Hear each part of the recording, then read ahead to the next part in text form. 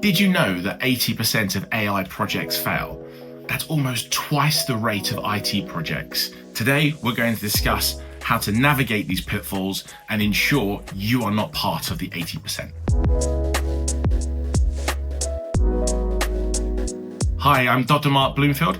I'm a fellow at Cambridge Judge Business School, where I teach AI innovation disruption to senior executives. I have over 15 years in leading AI teams and transformative solutions across 3 industries: travel, media, and aerospace. I have a PhD in optimization working with Airbus on optimal wing design, and I'm now an AI advisor. But the way I like to think about AI is that AI is my co-founder.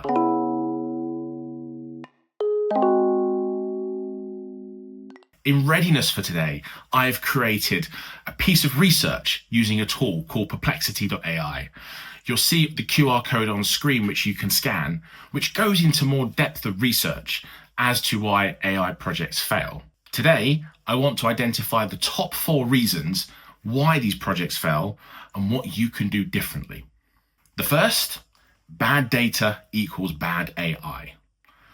AI requires on good quality data, but this is not just about the quality of the data and whether it's with biases or not without biases. Sometimes this is about accessing the data, making sure silos from the organization come together to share data, to make sure you can bring to life and solve those most meaningful problems inside your organization.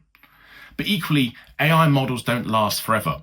There's something called model or data drift. When we create AI solutions that's based upon AI at a point in time, we need to ensure that our models are updated with the most up-to-date data so they're working for us and our organization.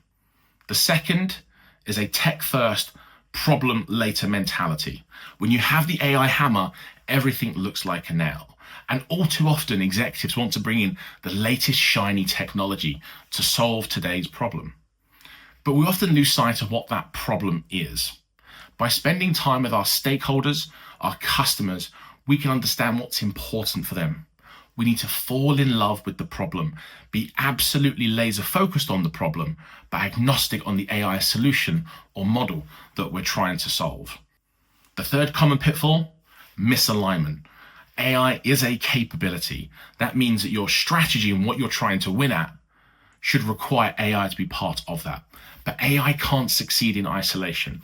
It needs the right people, culture, structure, and processes in order to succeed. The fourth, the misdiagnosis. Often as leaders, when we're doing new technology projects or AI projects, we see them as simple execution projects. There are 3 classes of projects: novel, change, and execution. Novel projects are more uncertain. Change understands there might be behaviors we need to reorientate, and execution is business as usual. So often with AI projects, they're actually novel because we have to test things first. We have to experiment. Then over time, understand how that impacts our organization before it comes execution projects in time. What we don't want to do is simply lift the latest AI technology and assume it's going to transform our business. If you do, you'll be part of that 80%.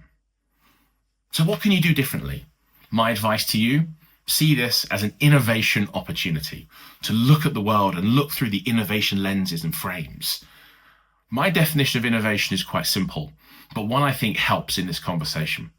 Innovation is novel solutions to meaningful problems that create value.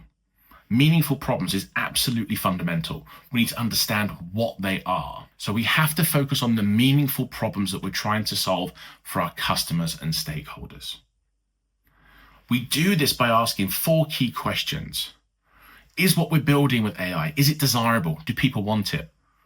Is it feasible? Do we have the materials and resources to build it? Is it viable? Should we build it?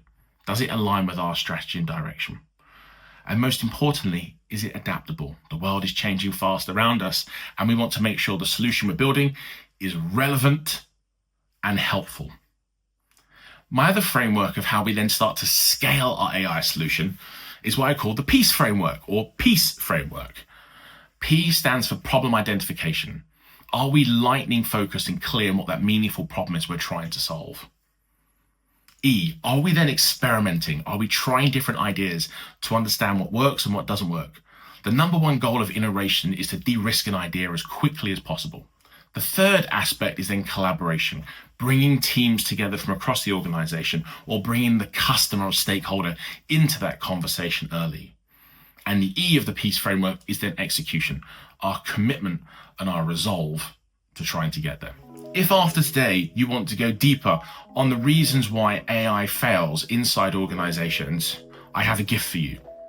I've created a small project inside Perplexity, which is a piece of deep research.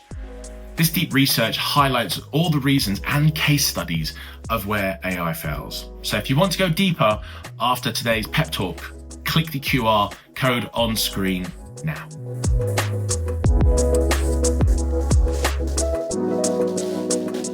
So what's the call to action for you today?